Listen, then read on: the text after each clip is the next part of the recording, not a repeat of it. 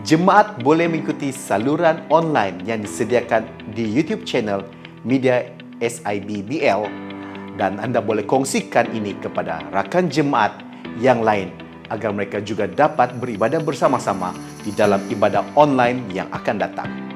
Sepanjang ketiadaan ibadah raya, jemaat masih boleh menyalurkan atau memberi wang persembahan dan persepuluhan dengan menggunakan kaedah money transfer atau bank in ke akaun atas nama Gereja Sidang Injil Borneo Bandar Labuan 03 80 1000 220 Hong Leong Bank. Bagi jemaat yang mempunyai sebarang pertanyaan, jemaat boleh menghubungi ke pimpinan gereja untuk tindakan lanjut.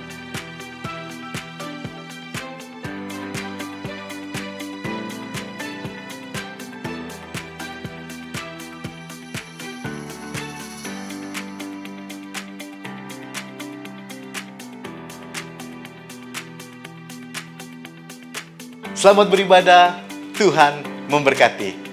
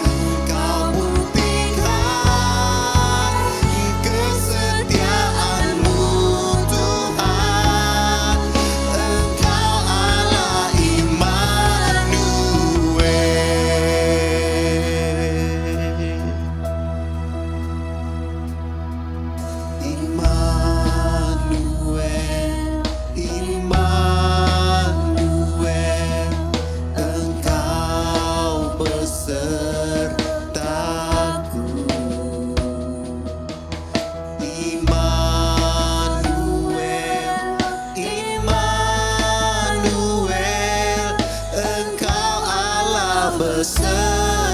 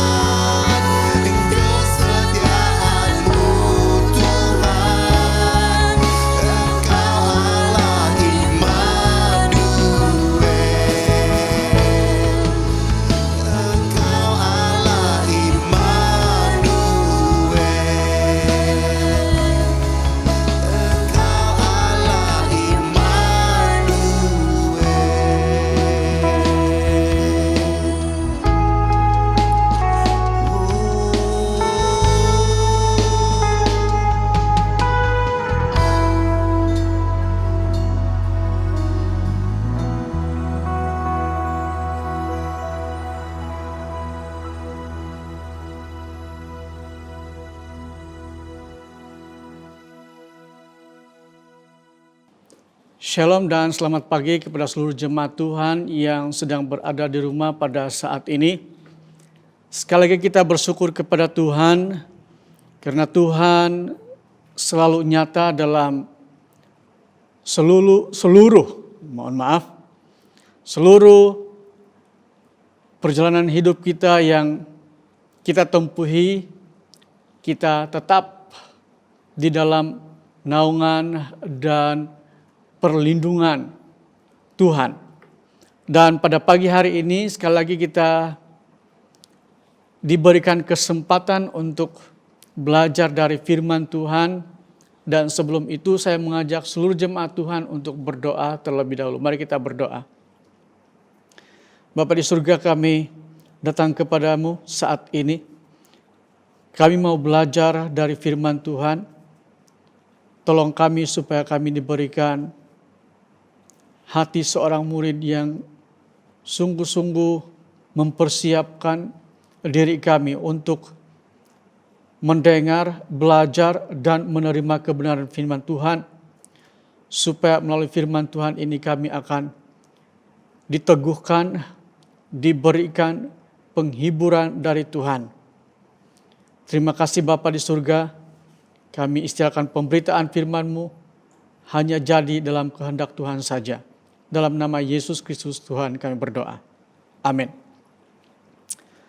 Pada pagi hari ini saya mengajak kita untuk belajar dari Injil Matius pasal yang ke-11 ayat yang ke-6 dengan tema bahagia seorang yang tidak kecewa. Demikian kata firman Tuhan dalam Injil Matius 11 ayat yang ke-6. Dan berbahagialah orang yang tidak menjadi kecewa dan menolak aku. Saya ulangi. Dan berbahagialah orang yang tidak menjadi kecewa dan menolak aku.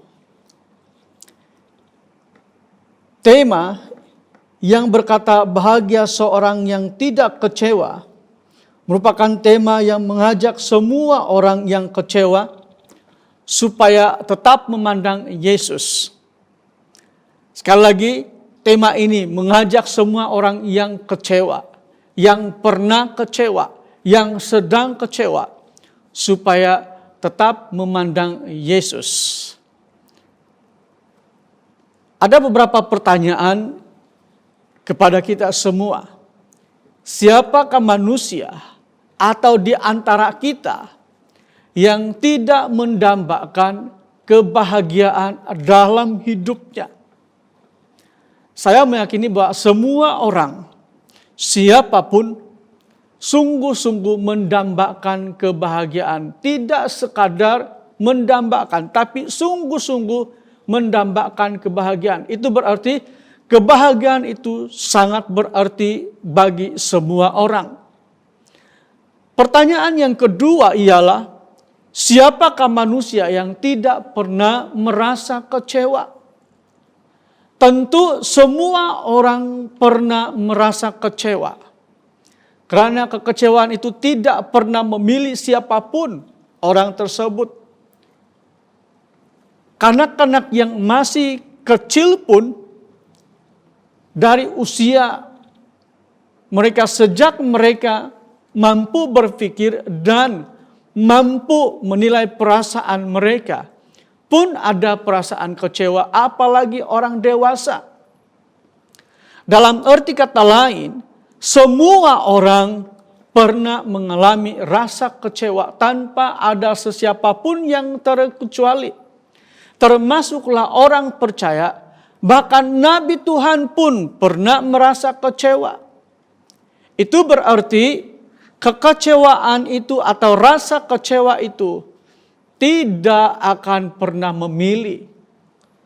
Karena rasa kecewa itu adalah suatu yang dapat berlaku kepada sesiapapun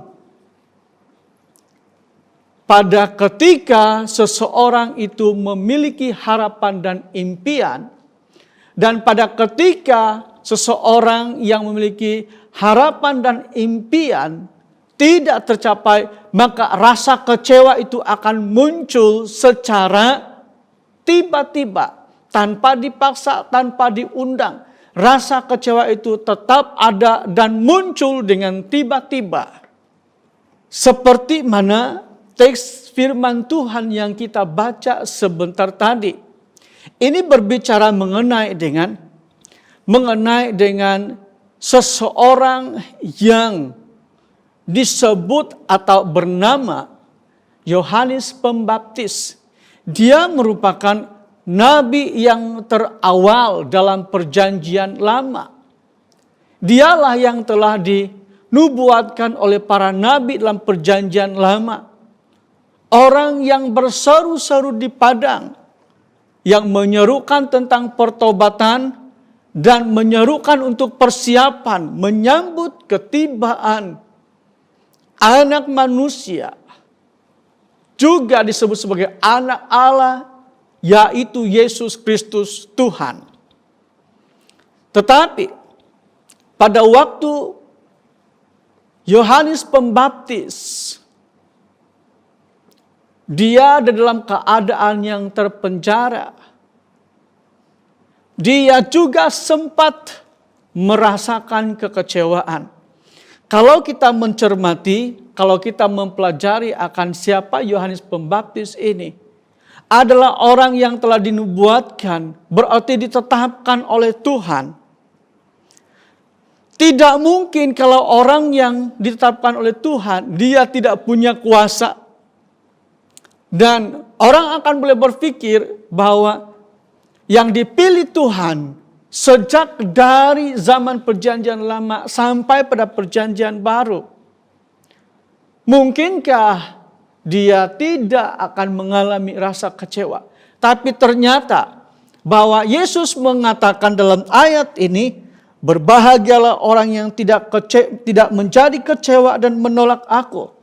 Ayat ini dilatar belakangi oleh peristiwa di mana Yohanes Pembaptis yang telah ditangkap oleh Herodes, kemudian dia masukkan dalam penjara, berhubung dengan teguran yang dia berikan kepada Herodes, karena Herodes telah mengambil Herodias menjadi istrinya, sedangkan Herodias merupakan istri kepada saudaranya.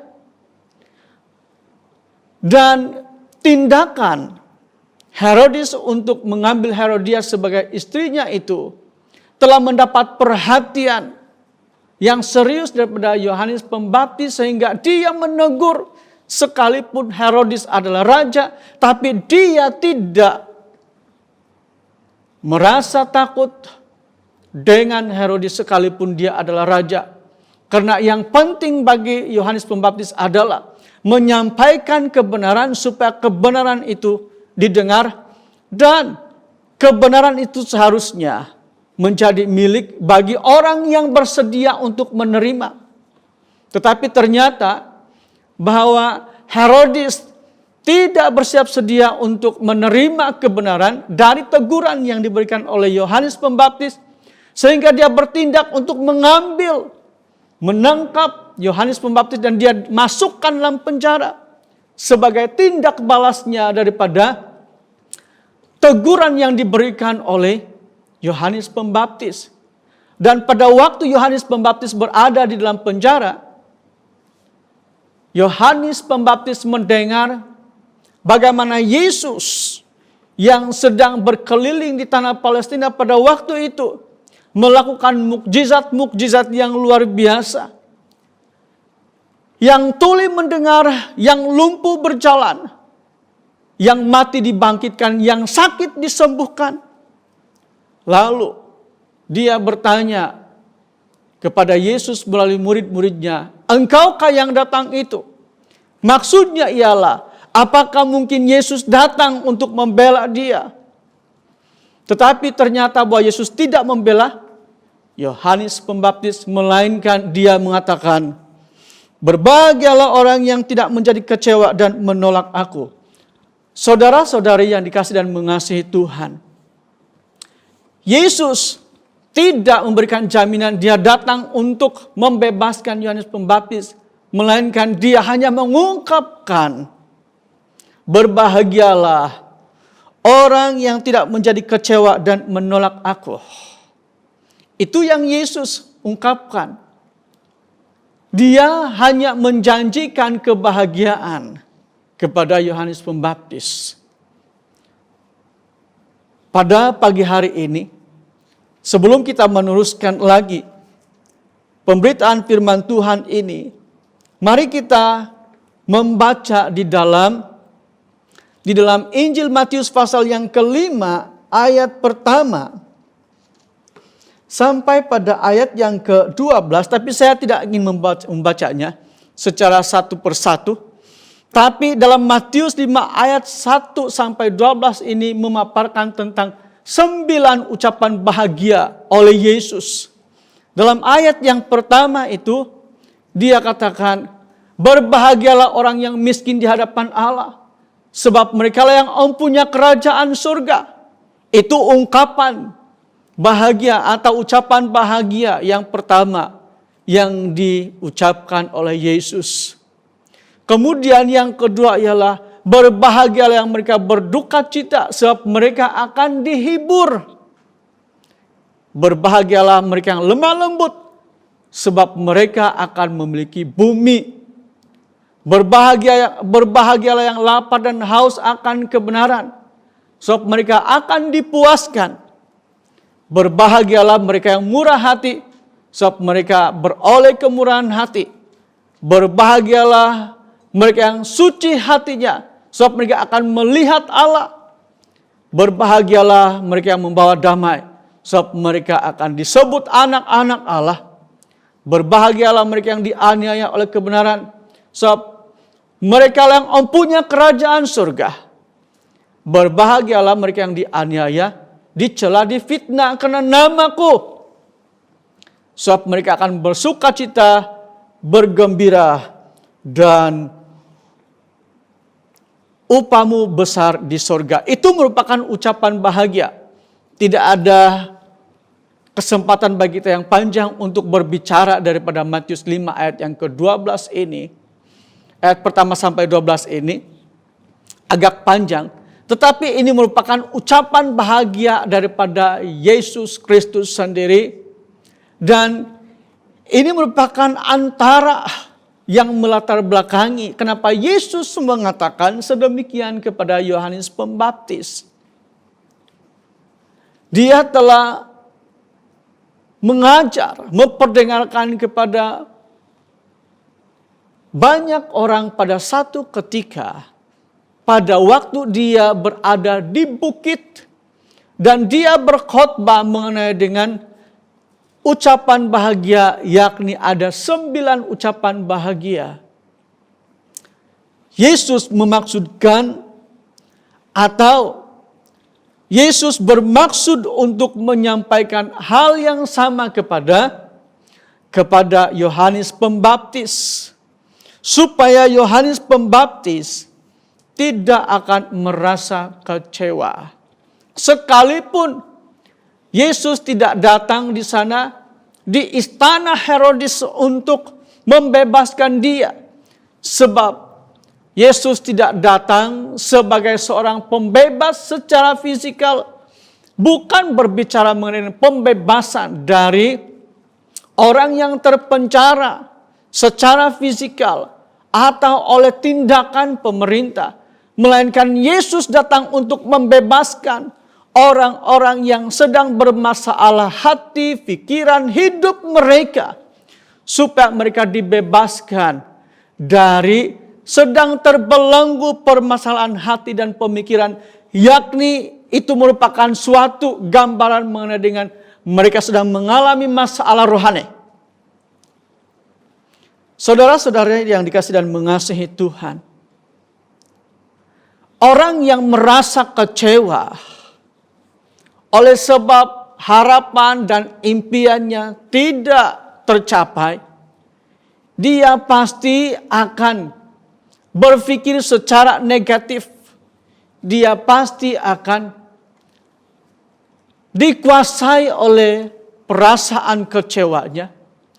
hati dan pikirannya tidak lagi menjadi tenang.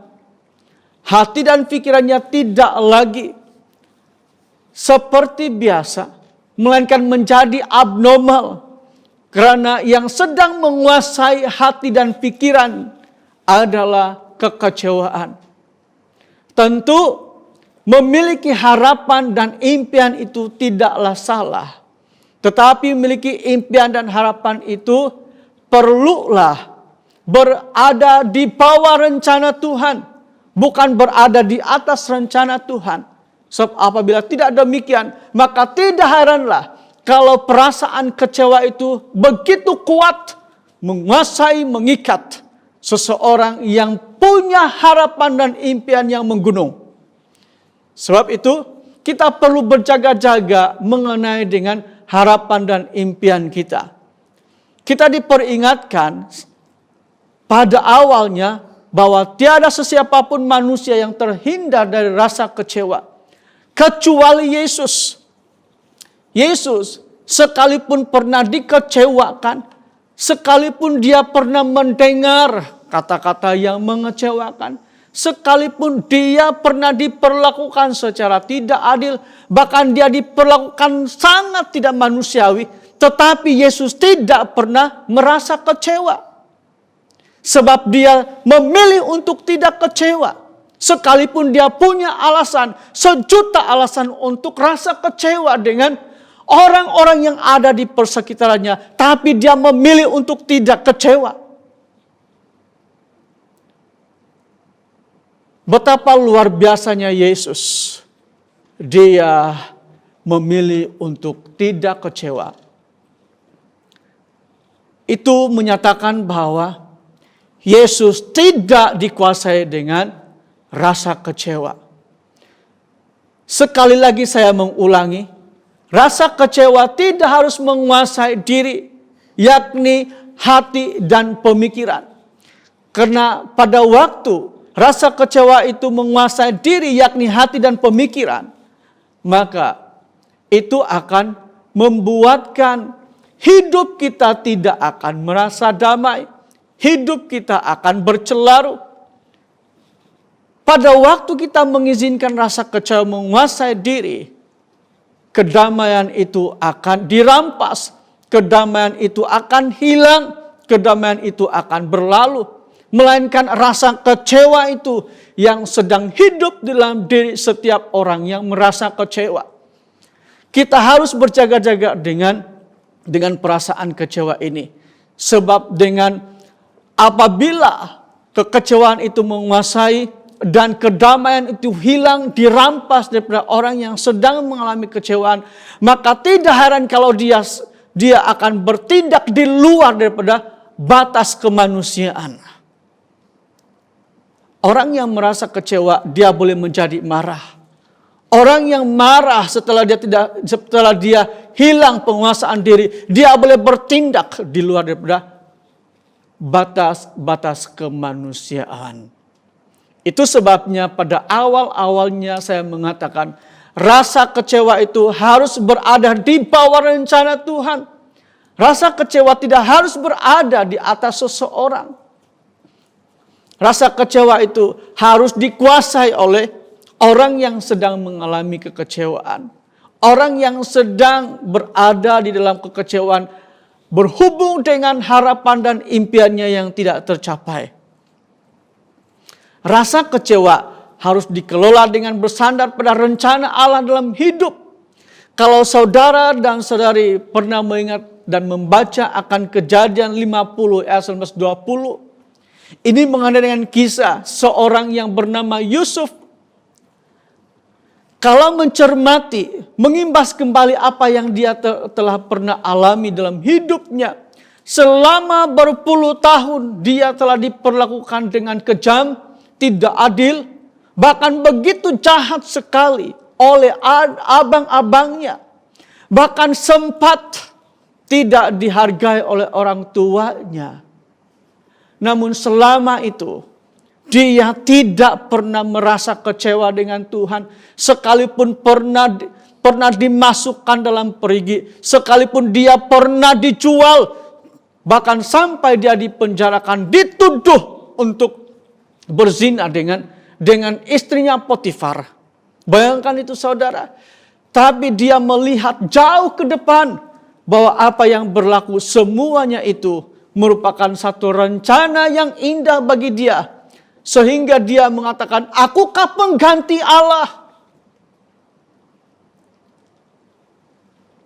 Sampai sedemikian Yusuf berkata kepada abang-abangnya. Dan akhirnya dia mengatakan, manusia mereka-rekakan yang jahat bagiku, tapi Allah merencanakan yang baik bagiku. Segala sesuatu yang pernah kita alami, yang sedang kita alami, tidak harus dilihat dengan mata kaca pemikiran manusia, melainkan harus dilihat dengan kacamata Alkitab, firman Tuhan. Kita harus membuka mata rohani kita berdasarkan dengan Alkitab yang adalah cermin bagi kehidupan setiap orang. Kita tidak seharusnya dikuasai oleh rasa kecewa kita. Kita harus mengelola rasa kecewa kita dengan bersandar pada rencana Allah dalam hidup kita. Sebab kalau Allah yang merencanakan, Dia tidak pernah merencanakan sesuatu yang jahat, tapi Allah merencanakan sesuatu yang indah, yang istimewa dan luar biasa bagi setiap orang. Pada ketika engkau sedang mengalami rasa kecewa, mungkin itu berhubungan dengan keluargamu, berhubungan dengan pekerjaan, kesehatanmu, anak-anakmu, suami dan istrimu. Mungkin engkau sedang mengalami hal tersebut. Jangan pernah membiarkan rasa kecewa itu menguasai dirimu pada waktu ini. Melainkan pandanglah segala sesuatu yang sedang berlaku itu di dalam kacamata Allah, berdasarkan firman Tuhan. Supaya engkau tidak akan terus-menerus merasa kecewa dan menjauhkan diri daripada Allah. Dan engkau membuang Allah jauh-jauh dari hidupmu. Saudara, mengizinkan rasa kecewa berarti sedang membukakan pintu hati untuk menolak Tuhan. Itu sebabnya Yesus berkata, berbahagialah orang yang tidak menjadi kecewa dan menolak aku.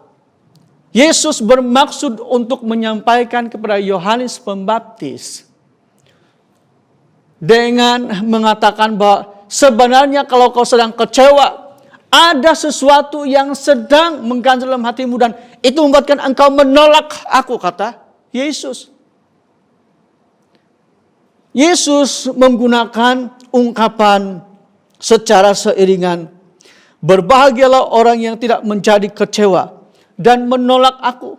Kedua-duanya memberikan nilai negatif. Itu yang sedang berada di dalam diri Yohanes Pembaptis. Dan mungkin itu pun yang sedang berlaku dalam diri kita masing-masing. Kekecewaan itu membuatkan kita langsung mau menolak Tuhan. Mungkin selama ini kita berdoa kepada Tuhan, tapi tidak pernah mendapat tanda-tanda bahwa ada jawaban dari Tuhan akan doamu.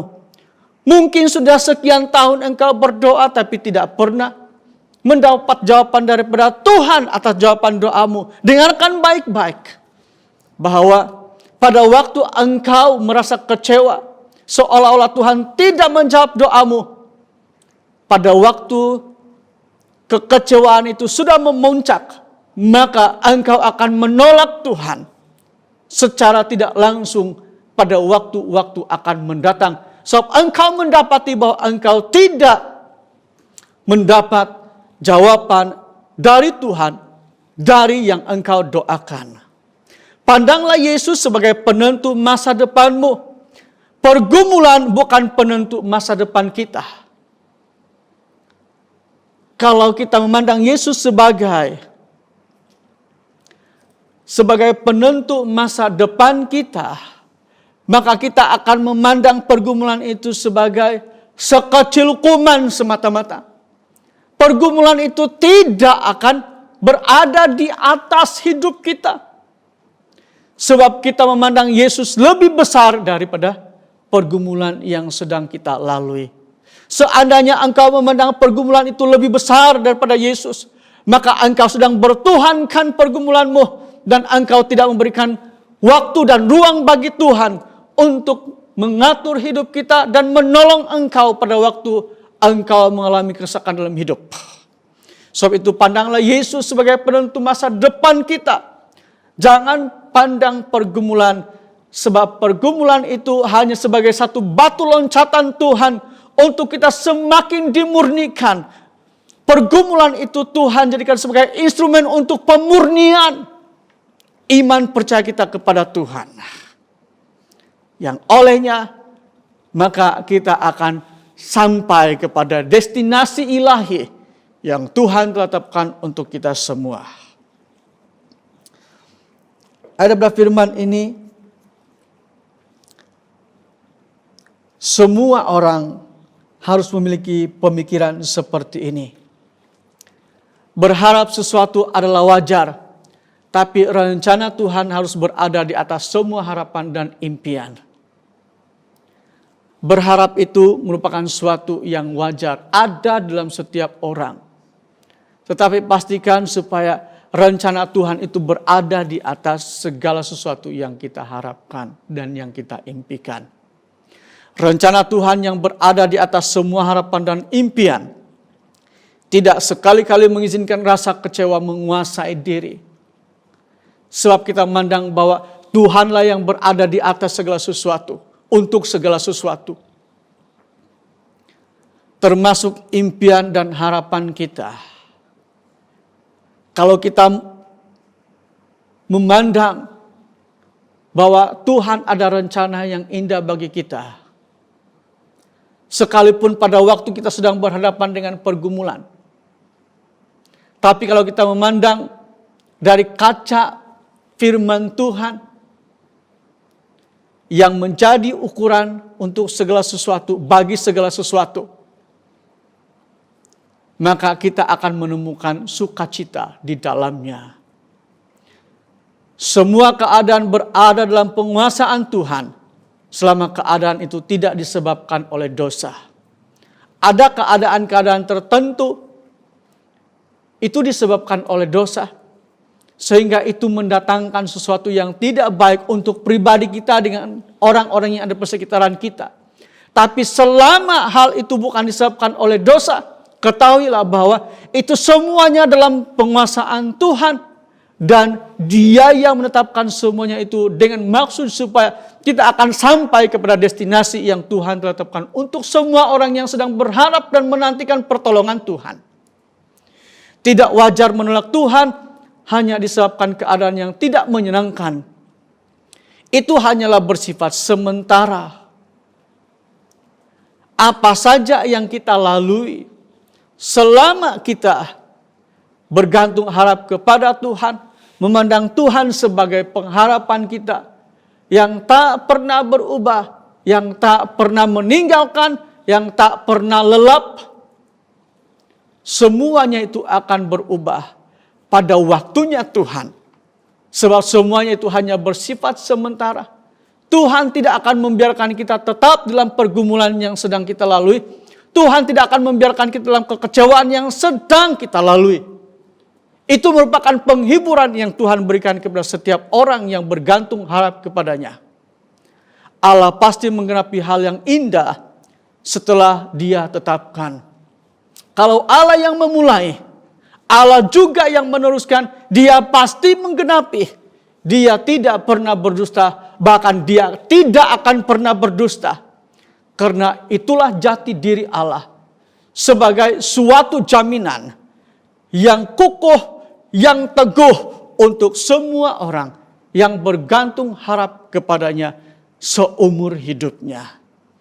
Kiranya firman Tuhan pada pagi hari ini menguatkan kita bersama-sama dan membawa kita untuk terus maju di dalam perjalanan rohani kita yang mungkin masih jauh atau sudah semakin dekat pada penghujungnya, namun kita tetap bergantung harap kepada Tuhan di dalam iman yang tertuju kepada Tuhan.